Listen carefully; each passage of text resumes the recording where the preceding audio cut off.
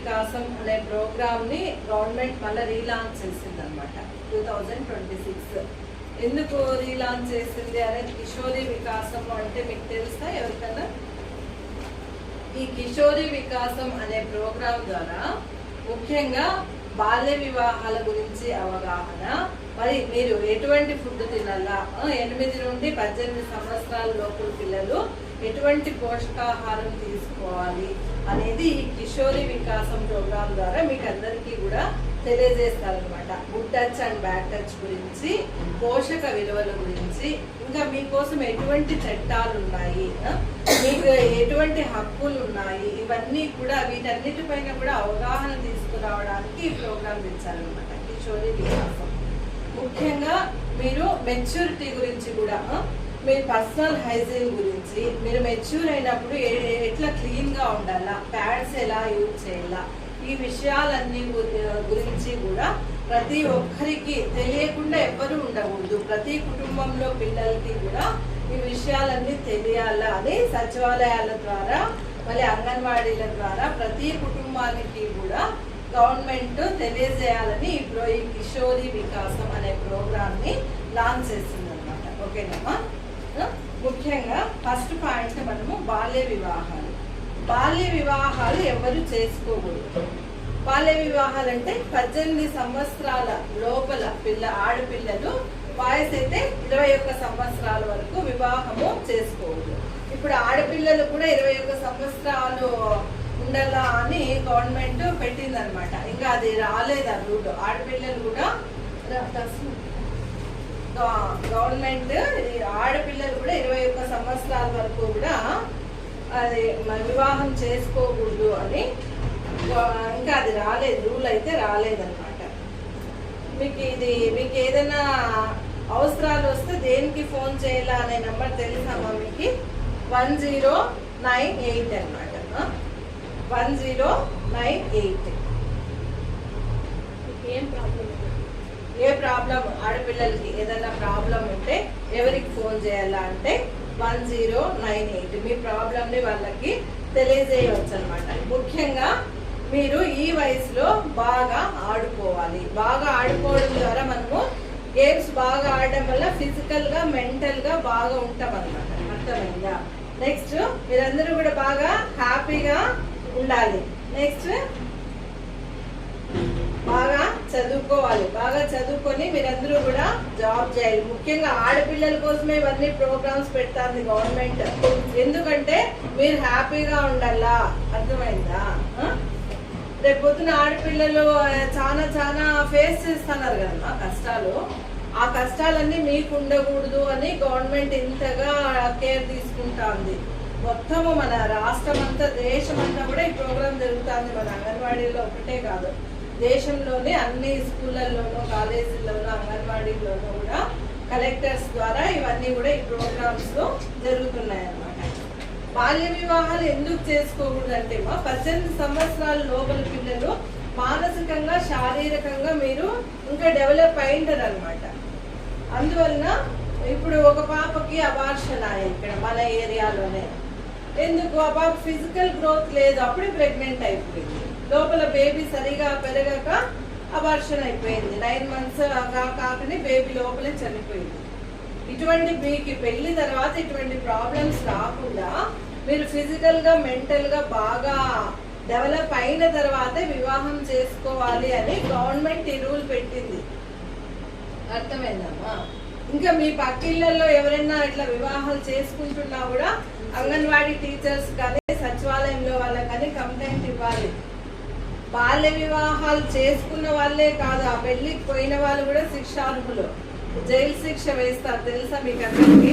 18 సంవత్సరాల లోపల ఎవరైనా పిల్లలకి పెళ్లి చేస్తే వాళ్ళకి జైలు శిక్ష 2 సంవత్సరాల వరకు జైలు శిక్ష. కాబట్టి మీకు మీ ఇంట్లో పేరెంట్స్ మీకు వివాహం చేసుకోమన్నా, మీ ఫ్రెండ్స్కి ఎవరికైనా పెళ్లిళ్ళు చేస్తా అంటే కూడా ఇన్ఫార్మ్ చేయండి. అర్థమైందా? అంగన్వాడీ టీచర్ కానీ, అక్కడ పోలీస్ స్టేషన్లో కానీ, సచివాలయంలో కానీ ఇన్ఫార్మ్ చేయాల. అర్థమైందమ్మా? Next menstrual hygiene. Menstrual hygiene అంటే మీకు డేట్లు వచ్చినప్పుడు, పీరియడ్స్ వచ్చినప్పుడు తప్పకుండా మార్నింగ్ ఈవినింగ్ స్నానం చేయాలమ్మా. ప్యాడ్స్ 2-3 టైమ్స్ చేంజ్ చేసుకోవాలా, ఒకటే ప్యాడే డే అంతా పెట్టుకోకూడదు. 2 టైమ్స్ కంపల్సరీ. మీరు మెచ్యూర్ అయినప్పుడు, మీకు పీరియడ్స్ వచ్చినప్పుడు కంపల్సరీ స్నానం చేయాలి. అర్లీ మార్నింగ్ లేస్తానే స్నానం చేయాల, మరి ఈవినింగ్ కానీ నైట్ కానీ మీకు టైంని బట్టి కూడా స్నానం చేయాల. క్లీన్గా చేతులు క్లీన్గా కడుక్కోవాలా. ప్యాడ్స్ నీట్గా డిస్పోజల్ చేయాలమ్మా. డస్ట్బిన్లో, టాయిలెట్స్లోను, బాత్రూమ్స్లోను ఎక్కడ పడేయకూడదు. అర్థమైందమ్మా? నెక్స్ట్, మీకు 18 సంవత్సరాల లోపలే పెళ్లి చేసుకుంటే మీకు ఎటువంటి వాళ్ళని పెళ్లి చేసుకోవాలా అనే ఐడియా మీకు ఉండదు. పేరెంట్స్ ఎవరు చెప్తే వాళ్ళని, పేరెంట్స్ కూడా చదువు ఉండదు కాబట్టి ఎట్లంటే అట్లా వాళ్ళకి ఫస్ట్ పెళ్లి చేసేయాలి, పెళ్లి చేసేస్తే ఈ పాప పని అయిపోతుంది అనే వాళ్ళు కూడా ఉంటారనమాట. అట్లా చేసేస్తారు. మనం ఎటువంటి వాళ్ళని పెళ్లి చేసుకోవాలనేది ఒక ఐడియా ఉండాలి. దాంట్లో సిగ్గుపడే అవసరం లేదు. అర్థమైందమ్మా? ఎవరు కూడా అయ్యో నేను ఇట్లా విషయాలు మాట్లాడుకుంటేమో అనే ఉండకూడదు. అందరూ మెచ్యూర్డ్గా ఉండాలా. మనం ఎటువంటి వాళ్ళని మ్యారేజ్ చేసుకోవాలా, చెడు అలవాట్లు లేని వాళ్ళని. వాళ్ళకు సంపాదన అనేది జాబ్ ఉండాలి కదా. జాబ్ లేకుండా పెళ్లి చేసుకుంటే మీరు ఎట్లా బతుకుతారు చెప్పండి? ఎవరంటే వాళ్ళని పెళ్లి చేసుకునేస్తారు. కాబట్టి కంపల్సరీ మీరు జాబ్ చేయాలా, వచ్చే వాళ్ళని కూడా జాబ్ ఉండే వాళ్ళనే పెళ్లి చేసుకోవాలి. అటువంటి ఐడియా ఉండాలి. వాళ్ళ ఫ్యామిలీని అన్ని చూసి పెళ్లి చేసుకోవాలి. అర్థమైందమ్మా? ఇటువంటి విషయాలన్నీ కూడా మనము మాట్లాడడానికి ఎప్పుడు కూడా సిగ్గుపడకూడదు. అర్థమైందా? పేరెంట్స్ అబ్బా మా అమ్మ ఏమనుకుంటుందో, మా నాన్న ఏమనుకుంటాడో ఇట్లాంటివి మాట్లాడితే అని ఎప్పుడే కానీ సిగ్గుపడకూడదు. ధైర్యంగా మాట్లాడాలా. మనం మాట్లాడితే కదా మనకి రేపు పొద్దున మంచి ఫ్యూచర్ ఉంటుంది. మనం ఇటువంటి విషయాల్లో సిగ్గుపడినాం అనుకో, స్పాయిల్ అయ్యేది ఎవరి లైఫ్? మీ లైఫే.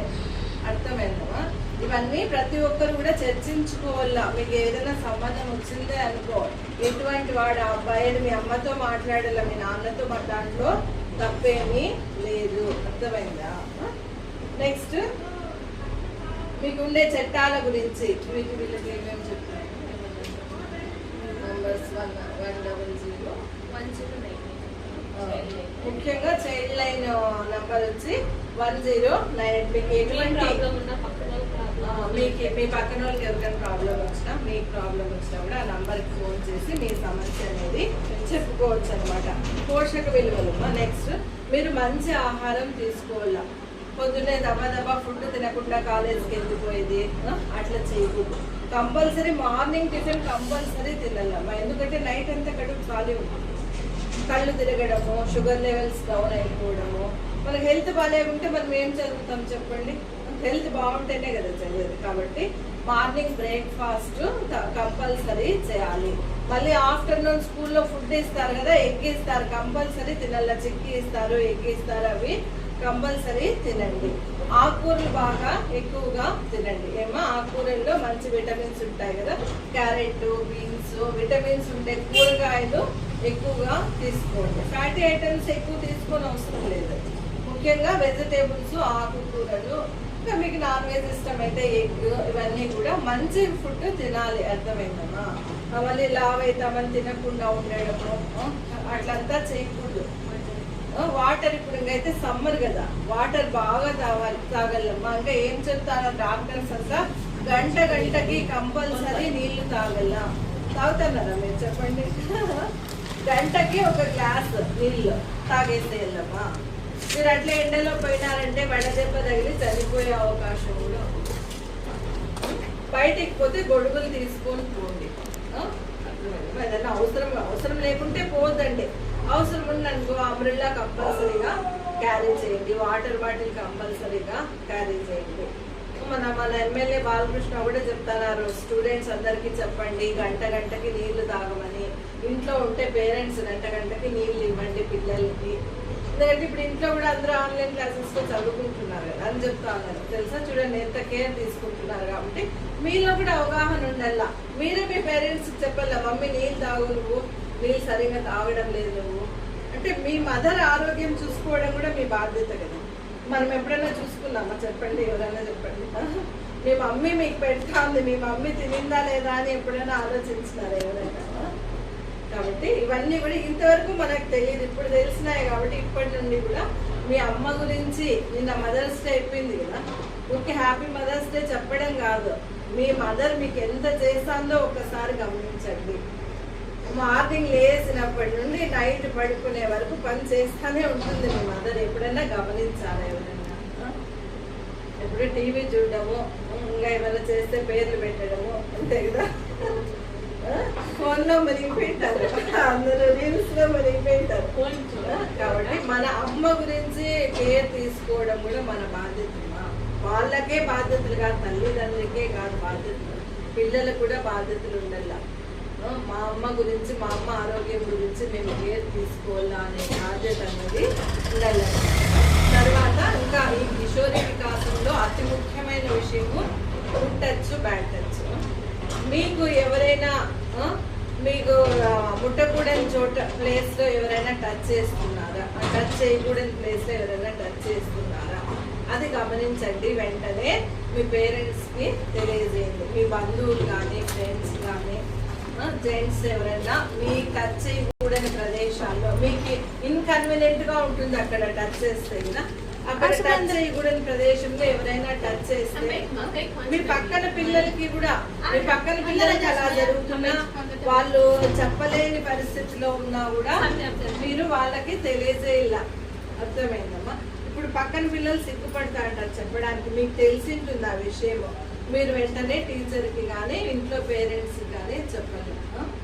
ఎవరైనా మీకు టచ్ చేయకూడని ప్రదేశాల్లో ఎవరైనా టచ్ చేస్తే కంపల్సరీగా వెంటనే తెలియచేయాలా. మీకు ఎవరైనా వాట్సాప్లో మెసేజ్లు పెడతా ఉన్నా కూడా ఎవరైనా వెంటనే కూడా టీచర్స్కి తెలియజేయండి. ఇవన్నీ కూడా నెగ్లెక్ట్ చేసే విషయాలు కదా, చిన్న విషయమే రేపొద్దున పెద్దగా మారిపోతుంది. చంపేదాని వరకు వచ్చేస్తారు. ఫస్ట్ టైం లవ్ చేస్తారు, మళ్ళీ నన్ను పెళ్లి చేసుకోలేదని చంపేస్తారు. అట్లా జరుగుతున్నాయి, రోజు చూస్తాను. కాబట్టి మన జీవితాల్లో ఇటువంటి విషయాలన్నీ జరగకూడదు అంటే అటువంటి దాంట్లోకి అసలు మనం పోలేకూడదు. ఫస్ట్లోనే మొక్కలోనే తుంచేయాల, అది అయ్యేంత వరకు పెట్టుకోకూడదు. ఎవరైనా మీ పక్క ఎవరైనా అట్లా పోయేటప్పుడు అట్లా చూస్తున్నారా, మనకు అప్పుడే తెలుస్తుంది కదా ఎవరు చెడ్డగా చూస్తున్నారా, ఎవరు మంచిగా చూస్తున్నారా. వెంటనే ఈ విషయాలని సిగ్గుపడకుండా ఇంట్లో తల్లిదండ్రులకి చెప్పేలా. మనం వాళ్ళకి అవకాశం ఇచ్చినామనుకో అది రేపొద్దున మనకే చెడు జరుగుతుంది. కాబట్టి ఎవరికి కూడా అబ్బాయిలకి అవకాశం ఇవ్వకూడదు అంతవరకు, వచ్చే వరకు. మీ ఫ్రెండ్స్ అలా చేస్తున్నా కూడా అప్పుడే మీకు తెలుస్తుంది కదా, మీ ఫ్రెండ్స్ అటువంటి విషయాలు చేస్తున్నా కూడా టీచర్ కానీ వాళ్ళ పేరెంట్స్ కానీ చెప్పండమ్మా. అర్థమైందా?